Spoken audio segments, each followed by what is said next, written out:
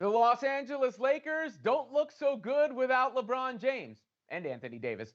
I'm Robin Lundberg here with Ben Pickman and Wilton Jackson. And guys, we knew it would kind of be bad for LA, but seeing them play a few games and you go, oh yeah, they might lose all of them.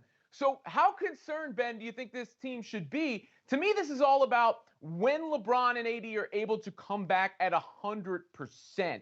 Because it's not just the time that they're missing, it's the time it takes to get back into full action.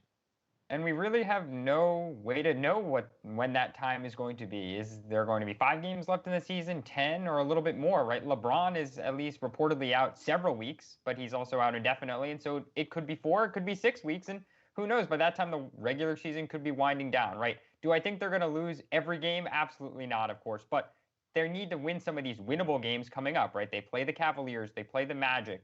They play the Raptors on April 6th. That could be a winnable game depending on how Toronto looks.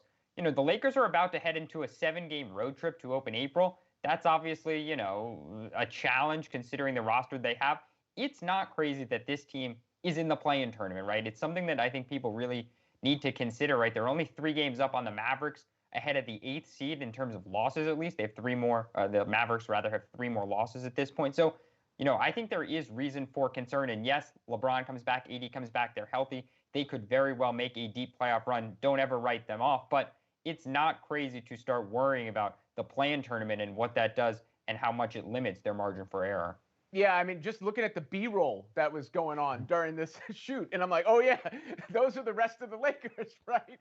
And Wilton, Ben brings up the play-in tournament. I think that's really what a lot of people are going to keep their eyes on, is whether they slide all the way to 7th or below.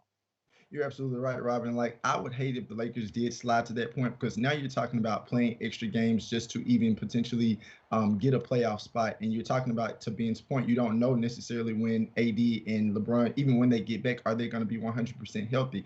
But what I do know that is right now, the Lakers are 2.5 games up on Portland as the 6th seed. And as Ben mentioned, some of the games they have coming up, they've won. But in their next 12 games, some of their opponents are Philly, that they have to play are Philly, Milwaukee, the Clippers, Miami, Brooklyn, New York, Charlotte, even though that's going to be without Lonzo Ball, and then Boston. These are potential teams that, most likely 9 times out of 10 that are going to be in the playoffs. So when you consider that, this team obviously without AD and LeBron is not the same, but now is the point. Okay, which one of the Lakers are going to step up and play? Is it going to be Kuzma to give you points? Is it going to be Morris? Is Schroeder going to step up and give you some buckets when needed? Obviously, they're not LeBron or AD, but for the Lakers, if they want to stay within the top 5 of 6 teams in the Western Conference, that's going to have to happen.